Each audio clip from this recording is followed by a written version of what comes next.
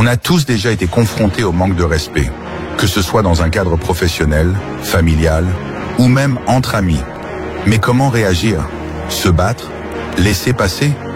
Aujourd'hui, on va plonger dans la sagesse stoïcienne pour découvrir comment gérer le manque de respect avec dignité, sans perdre son calme ni son honneur. Premier contrôle, tes réactions, pas les actions des autres. La première leçon du stoïcisme est simple. Tu ne contrôles pas ce que les autres font ou disent, mais tu contrôles ta réaction. Épictète disait, « Ce qui trouble les hommes, ce ne sont pas les choses, mais les jugements qu'ils portent sur elles. » Si quelqu'un te manque de respect, tu as le choix. Soit tu réagis par la colère, soit tu restes maître de toi-même et tu choisis la voie de la sagesse. Le manque de respect n'est qu'un test de ta patience et de ta force intérieure. Ce n'est pas ce qui t'arrive, mais comment tu y réagis qui définit ton caractère. 2. Ne cherche pas la validation des autres. Les stoïciens enseignaient que l'opinion des autres ne doit pas te définir. Sénèque a dit « La tranquillité de l'âme dépend de ne pas se soucier des jugements extérieurs. Si quelqu'un ne te respecte pas, cela parle de ses faiblesses, pas des tiennes. Tu n'as pas à chercher leur validation. Leur mépris ou leur critique n'ont de pouvoir sur toi que si tu leur en donnes. Focalise-toi sur ce que tu peux contrôler, ta propre valeur et ta propre dignité. Tant que tu restes fidèle à toi-même, personne ne peut vraiment t'atteindre. Troisième pratique, l'indifférence aux offenses. Marc Aurèle disait « La meilleure revanche, c'est de ne pas ressembler à ceux qui t'ont offensé. Si quelqu'un te manque de respect, ne cherche pas à riposter de la même manière. L'indifférence est la meilleure réponse. En ne réagissant pas, tu gardes le pouvoir. Cela montre que tu es au-dessus de la situation et que tu refuses d'être influencé par des provocations. La colère ou la vengeance ne font que te tirer vers le bas. Au lieu de cela, reste calme, respire et avance. Ne laisse pas les petites âmes te détourner de ton chemin. 4. Fixe des limites avec calme. Garder son calme ne veut pas dire se laisser marcher dessus. Il est essentiel d'apprendre à fixer des limites. Les stoïciens croyaient dans la justice et en la vérité. Si quelqu'un te manque de respect de manière répétée, il est juste de lui faire savoir, avec calme et assurance, que tu ne tolères pas ce comportement. Ne jamais permettre à quelqu'un de te manquer de respect plus d'une fois, disait Napoléon. Fixer des limites ne signifie pas perdre le contrôle. Cela montre que tu te respectes assez pour ne pas laisser les autres abuser de toi. 5. Le respect se gagne par l'exemple, pas par la force.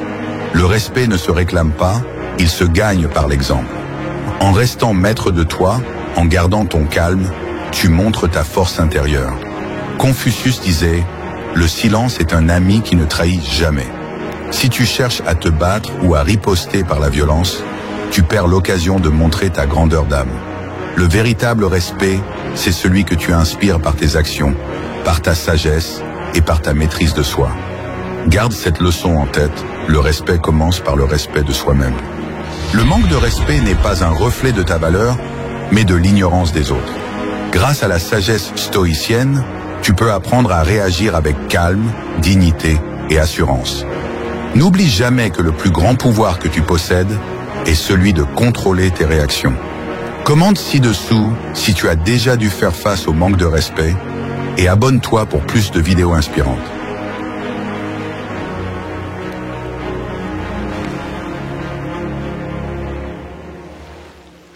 Avez-vous déjà senti que tout était contre vous, que le poids du monde pesait sur vos épaules? Vous n'êtes pas seul. La différence entre ceux qui réussissent et ceux qui échouent réside dans une chose, leur détermination à continuer, coûte que coûte. Aujourd'hui, nous allons explorer ce qu'il faut pour avancer, même lorsque tout semble perdu. Vous êtes prêts à affronter vos propres limites et à découvrir votre véritable potentiel? Alors, commençons. 1. La persévérance est la clé de la grandeur. Le chemin vers le succès n'est pas pavé de facilité. Il est fait de défis, d'obstacles et de douleurs. Mais ce qui compte, ce n'est pas la chute, c'est le fait de se relever à chaque fois. Comme l'a dit Thomas Edison, notre plus grande faiblesse réside dans l'abandon. La manière la plus sûre de réussir est d'essayer encore une fois. Chaque fois que vous refusez d'abandonner, vous vous rapprochez un peu plus de votre objectif. C'est cette ténacité qui transforme des rêves en réalité. Peu importe combien de fois vous tombez, tant que vous vous relevez une fois de plus. 2. Le combat est intérieur. La bataille la plus difficile n'est pas contre les obstacles extérieurs, mais contre vous-même. Votre esprit sera votre plus grand allié ou votre pire ennemi. Comme l'a dit Marc Aurèle, vous avez le pouvoir sur votre esprit, pas sur les événements. Réalisez cela et vous trouverez la force. Lorsque vous êtes tenté d'abandonner, rappelez-vous que chaque décision que vous prenez façonne la personne que vous devenez. Faites taire cette voix intérieure qui vous dit d'arrêter et continuer, un pas après l'autre. Fait scientifique. Des études en psychologie ont montré que l'autodiscipline et la résilience sont des indicateurs clés de réussite à long terme. 3. Les excuses ne construisent rien. Peu importe les épreuves que vous avez traversées, personne ne se souviendra des excuses. Ce qui compte, c'est ce que vous faites maintenant. Arrêtez de blâmer les circonstances, les autres ou même la chance. La responsabilité de votre avenir vous appartient entièrement. Chaque excuse est une pierre que vous placez sur votre propre chemin. Brisez ce cycle en choisissant l'action au lieu de la justification. 4. La douleur est un professeur, pas un ennemi. La douleur que vous ressentez aujourd'hui est la force que vous gagnerez demain. Chaque goutte de sueur, chaque instant de doute, chaque cri intérieur vous rend plus fort. Comme l'a dit Muhammad Ali, je déteste chaque minute d'entraînement, mais je me dis, souffre maintenant et vis le reste de ta vie comme un champion. La douleur n'est pas là pour vous briser, mais pour vous préparer à la grandeur. Elle vous enseigne la discipline, la résilience et la force intérieure nécessaires pour surmonter les épreuves les plus difficiles. 5. Agissez même lorsque vous n'en avez pas envie. Le succès n'attend pas que vous soyez motivé. Il récompense ceux qui agissent malgré la fatigue, le doute et le manque de motivation. Comme l'a dit Jocko Willink, la discipline surpasse la motivation. Restez discipliné et les résultats suivront. Chaque jour est une opportunité de vous prouver à vous-même que vous êtes plus fort que vos excuses. Faites ce qui doit être fait, peu importe votre état d'esprit. 6. Visualisez votre victoire. Lorsque tout semble sombre, souvenez-vous pourquoi vous avez commencé. Visualisez l'objectif final. Imaginez la fierté, la satisfaction et la joie que vous ressentirez lorsque vous aurez atteint ce que vous vous êtes fixé. Cette image mentale sera votre phare dans l'obscurité. Fait scientifique, la visualisation positive est utilisée par des athlètes de haut niveau pour améliorer leur performance et maintenir leur motivation. 7. Le succès appartient à ceux qui persévèrent. La route sera longue et difficile, mais c'est cette difficulté qui rend la victoire si douce. Les grands leaders, les inventeurs et les artistes de l'histoire ont tous partagé une chose en commun, la persévérance. Walt Disney a été rejeté par des dizaines d'investisseurs avant de construire son empire. Imaginez s'il avait abandonné. Vous ne savez jamais à quel point vous êtes proche du succès avant de continuer. Ne laissez pas la fatigue ou le doute vous détourner de votre chemin. 8. Construisez une discipline inébranlable. La discipline est la pierre angulaire de tout accomplissement. C'est elle qui vous permet de rester concentré, de maintenir vos efforts et de continuer lorsque la motivation s'éteint. Comme l'a dit Sénèque, le succès est l'addition de petits efforts répétés jour après jour. Créez une routine qui soutient vos objectifs. Levez-vous tôt, travaillez dur et restez engagé. Ces petites actions quotidiennes s'additionnent pour créer de grands résultats. Chaque jour est une nouvelle opportunité, une nouvelle chance de vous rapprocher de vos objectifs, une nouvelle chance de prouver à vous-même que vous êtes plus fort que vos excuses, plus fort que vos doutes. Le succès n'est pas réservé à une élite. Il est accessible à ceux qui refusent d'abandonner. Alors, que choisirez-vous aujourd'hui? Rester au sol ou vous relever une fois de plus? Si cette vidéo vous a inspiré, abonnez-vous, activez la cloche et partagez votre parcours dans les commentaires. Ensemble, nous avancerons vers nos objectifs, un pas à la fois. Relève-toi, avance et conquiers. Trop réfléchir peut te paralyser.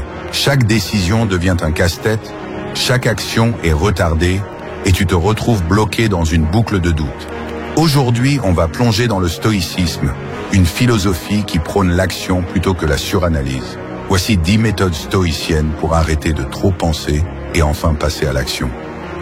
Premier, distingue ce que tu peux contrôler de ce que tu ne peux pas, 150 mots.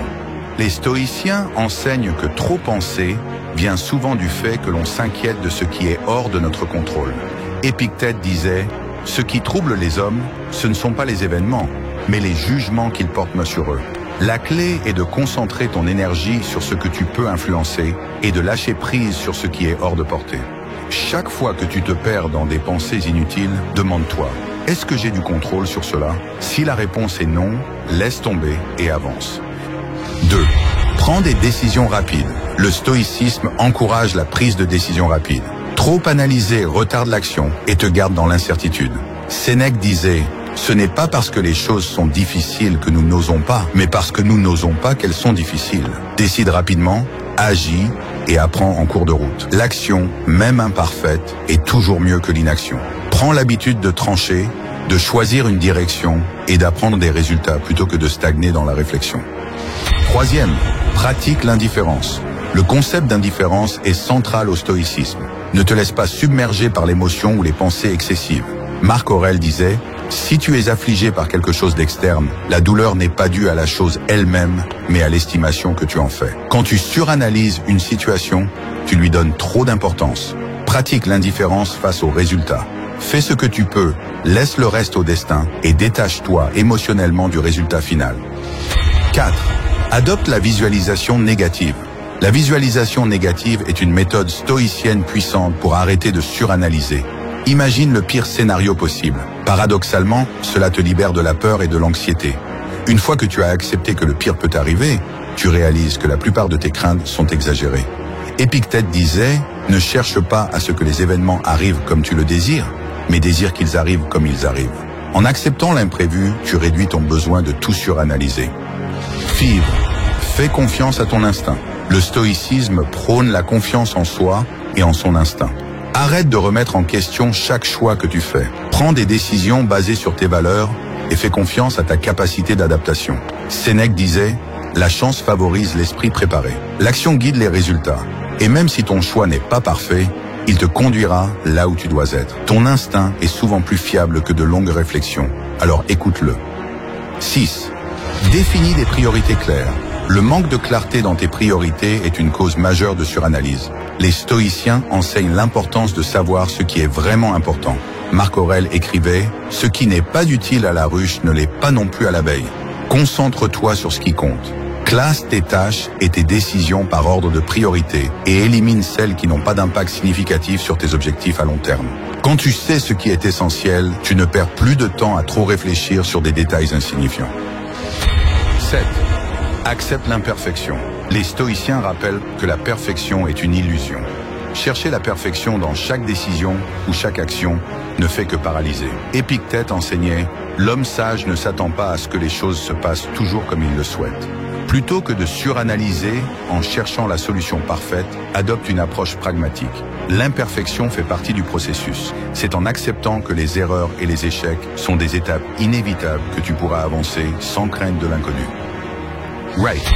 Agis d'abord, réfléchis après. Le stoïcisme met l'accent sur l'action immédiate. Commence à agir immédiatement, disait Marc Aurèle. Prends l'habitude d'agir sans te poser trop de questions. En agissant, tu crées un élan qui te permet de voir plus clairement la voie à suivre. Réfléchir en permanence te garde dans un état d'inertie. Ne cherche pas à avoir toutes les réponses avant d'agir, car la clarté vient en mouvement. Même les petites actions te mèneront vers de plus grands résultats. 9e. Applique la règle des 5 secondes. La règle des 5 secondes est une technique pratique qui s'inspire du stoïcisme. Donne-toi 5 secondes pour prendre une décision et agir. Si tu attends plus longtemps, le doute s'installe et la suranalyse prend le dessus. L'idée est de couper court à la réflexion inutile et de plonger directement dans l'action. Cette méthode réduit les hésitations et t'aide à rester dans l'instant présent, ce qui est un principe clé du stoïcisme. 10. Souviens-toi que la vie est courte. Sénèque disait « Nous ne disposons pas de trop peu de temps, mais nous en perdons beaucoup. Chaque moment passé à trop réfléchir est un moment volé à l'action. La vie est courte et précieuse. Arrête de gaspiller du temps à trop réfléchir sur des détails insignifiants. » Le stoïcisme nous enseigne à utiliser chaque instant à bon escient, en agissant, en avançant. Agis aujourd'hui, car demain n'est pas garanti. Ne réfléchis pas trop, agis. Le stoïcisme te rappelle que c'est l'action qui mène au succès, pas la réflexion excessive. Adopte ces 10 méthodes pour surmonter la suranalyse et avancer dans ta vie avec confiance et efficacité. Laisse un commentaire ci-dessous si tu as déjà eu du mal à prendre des décisions et abonne-toi pour plus de sagesse inspirante. Chaque jour, tu répètes des actions sans même t'en rendre compte. Tu te lèves, tu manges, tu travailles, tu te divertis, tu dors et ça recommence. Mais as-tu déjà pris le temps de te demander si ta routine te libère ou si elle t'emprisonne? Ceux qui échouent sont coincés dans une routine qu'ils n'ont pas choisie. Ceux qui réussissent ont construit une routine qui les mène là où ils veulent aller. Aujourd'hui, on va voir comment transformer ta routine en un levier de puissance, au lieu d'un piège qui te condamne à la médiocrité. Ta routine actuelle te détruit, elle, ou te renforce-t-elle? La vérité est simple.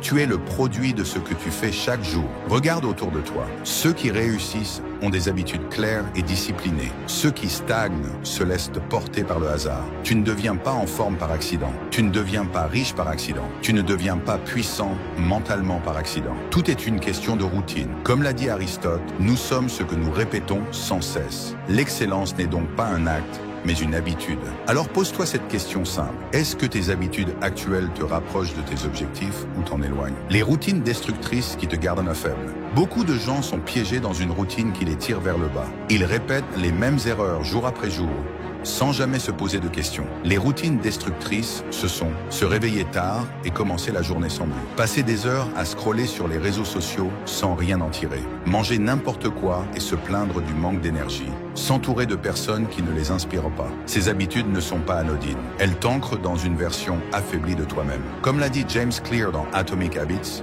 chaque action est un vote pour la personne que tu veux devenir. Si tu continues à voter contre toi-même, ne sois pas surpris si ta vie ne change jamais. Les vrais gagnants ne laissent pas le hasard décider de leur quotidien. Ils ont des rituels précis qui forgent leur discipline et leur succès. Ils ne réfléchissent pas à s'ils ont envie de faire quelque chose ou non. Ils le font parce que c'est dans leur routine. Regarde les routines des plus grands. Jocko Willink, ex-Navy SEAL, se lève à 4h30 tous les matins pour s'entraîner. Steve Jobs portait toujours les mêmes vêtements pour ne pas gaspiller d'énergie sur des décisions inutiles. Warren Buffett lit pendant plusieurs heures chaque jour pour affûter son esprit. Comme l'a dit Bruce Lee, ne crains pas l'homme qui a pratiqué 10 000 coups une fois, mais l'homme qui a pratiqué un coup 10 000 fois. La répétition crée la puissance.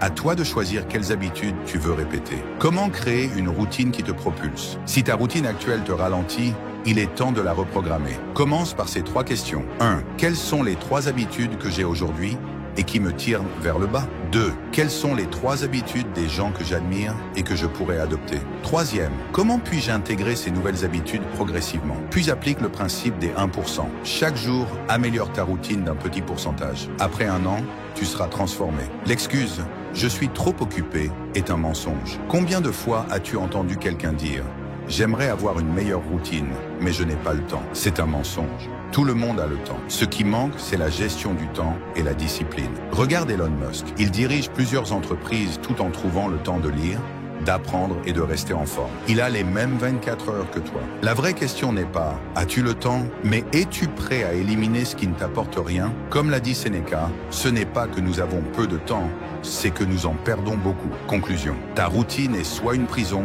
soit un tremplin. Si tu laisses le hasard structurer ta journée, ne sois pas surpris de ne jamais progresser. Mais si tu prends le contrôle et que tu construis des habitudes qui t'élèvent, alors rien ne pourra t'arrêter. Débarrasse-toi des habitudes qui te détruisent. Ajoute des rituels qui font de toi un homme puissant. Transforme ta routine et tu transformeras ta vie.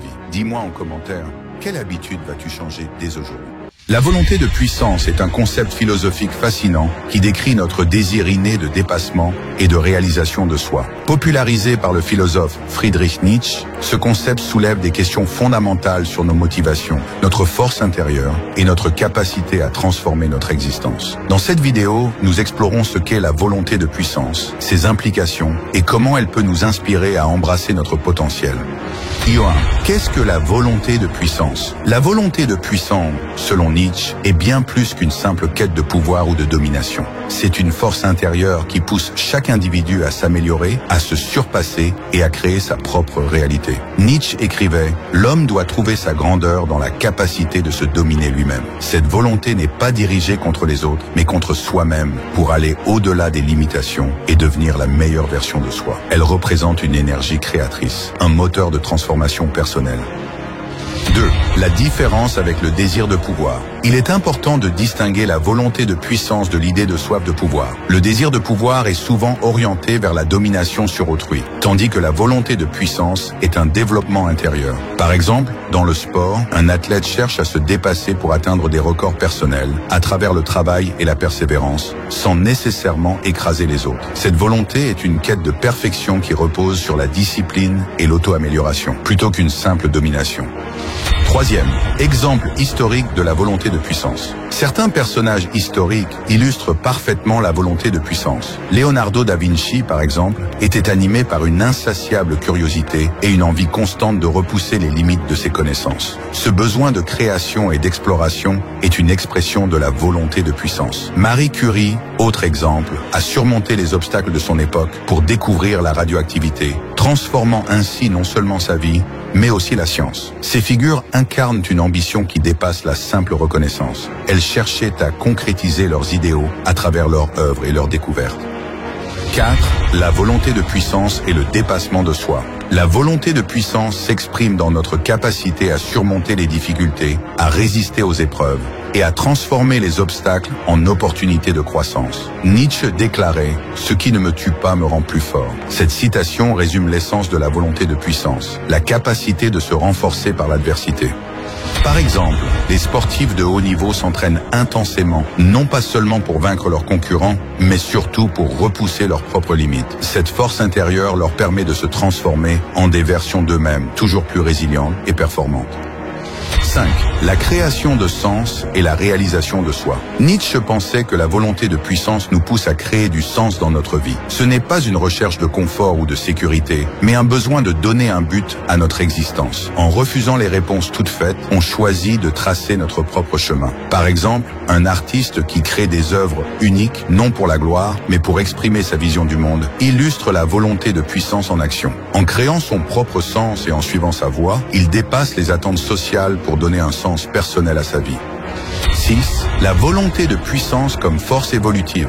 Pour Nietzsche, la volonté de puissance est une force évolutive. Elle pousse l'individu à dépasser ses instincts de base et à embrasser des idéaux plus élevés. Ce concept rejoint l'idée stoïcienne de transformation intérieure, où l'homme doit dominer ses instincts primaires pour atteindre une forme supérieure d'existence. Nietzsche voyait cette volonté de puissance comme un moyen de se libérer des limitations imposées par la société et de réaliser sa véritable nature. La volonté de puissance est un appel à la croissance personnelle, une invitation à se dépasser et à chercher le sens au-delà du quotidien. En comprenant et en cultivant cette force intérieure, nous pouvons devenir des créateurs de notre propre vie. Commente si tu penses que la volonté de puissance peut transformer notre vie et abonne-toi pour plus de discussions philosophiques. Bienvenue sur Alpha Round. Aujourd'hui, nous allons parler de la confiance en soi, une qualité essentielle à tout accomplissement. La confiance en soi n'est pas un état inné, mais une compétence que chacun peut développer avec de la persévérance et de la pratique. Nous allons explorer ce qu'est vraiment la confiance en soi et comment la forger, comme un guerrier forgerait son épée, jusqu'à ce qu'elle devienne inébranlable. Prépare-toi, car aujourd'hui nous allons transformer la façon dont tu te perçois et dont tu affrontes le monde. Premier, qu'est-ce que la confiance en soi ? La confiance en soi est un état de calme intérieur. Elle repose sur la maîtrise de tes compétences, de ton environnement et de tes pensées. C'est ce qui te permet d'affronter l'inconnu, de surmonter les obstacles et de croire en tes capacités, même lorsque les choses deviennent difficiles. Comme l'a dit Marc Aurèle, tu as pouvoir sur ton esprit, pas sur les événements. Prends conscience de cela et tu trouveras la force. La confiance en soi commence par se connaître et s'accepter sans se laisser submerger par le doute. Deuxième, la forge de la confiance par l'adversité. David Goggins, ancien Navy SEAL, a trouvé sa confiance en affrontant la douleur et la difficulté. Il disait « La seule personne qui allait changer ma vie, c'était moi ». En relevant des défis extrêmes comme les ultramarathons, il a appris à se dépasser. La confiance se forge dans les moments d'adversité, quand on décide de se relever plutôt que de se laisser abattre. Pense à une situation difficile dans ta vie. Que pourrais-tu apprendre en l'affrontant plutôt qu'en l'évitant ? Troisième, la confiance en soi comme outil d'action. Andrew Tate dit « Tu ne peux pas attendre que les opportunités viennent à toi, tu dois les créer ». La confiance en soi est cette conviction que chaque action est une étape vers le succès. Imagine-toi devant une décision à prendre, mais freiné par la peur de l'échec. Souviens-toi, chaque action renforce ta confiance, même si elle ne donne pas immédiatement les résultats escomptés. Agis et tu deviendras plus fort. Quatrième, les stratégies pour développer une confiance inébranlable. Premier, commence par des petites victoires. Chaque jour, fais un pas vers ton objectif, même minime. Par exemple, si tu veux faire du sport régulièrement, commence par 10 minutes de marche par jour. Ces petites victoires créent une dynamique positive qui renforce ta motivation. Deuxième, savoure l'échec. Winston Churchill disait « Le succès n'est pas final, l'échec n'est pas fatal. C'est le courage de continuer qui compte. L'échec fait partie du chemin et il te permet d'apprendre. En échouant, puis en t'améliorant, tu construis une confiance qui ne se brise pas facilement. » Troisième maîtrise, toi-même et ton environnement. La confiance vient de la maîtrise de tes compétences, de ton environnement et de tes pensées. Plus tu développes ces aspects, plus ta confiance grandira. Un environnement organisé et des pensées positives sont essentiels pour te développer dans la bonne direction. Cinquième, la confiance et les croyances personnelles. Comme l'a dit Épictète, ce qui trouble les hommes, ce ne sont pas les choses, mais les opinions qu'ils en ont. Les croyances limitantes sont souvent notre plus grand obstacle. Si tu te dis « je ne peux pas », cela deviendra vrai. Remplace-le par « je peux et je vais le faire » et observe comment ton état d'esprit change. La confiance commence par ce que tu choisis de croire. La confiance en soi est une compétence qui se développe par la pratique et la répétition. Choisis un défi personnel cette semaine, que ce soit de parler en public, d'apprendre quelque chose de nouveau ou d'affronter une peur. Mets-toi au travail et partage ton expérience. La route vers une confiance inébranlable commence ici et maintenant. Ensemble, nous grandirons.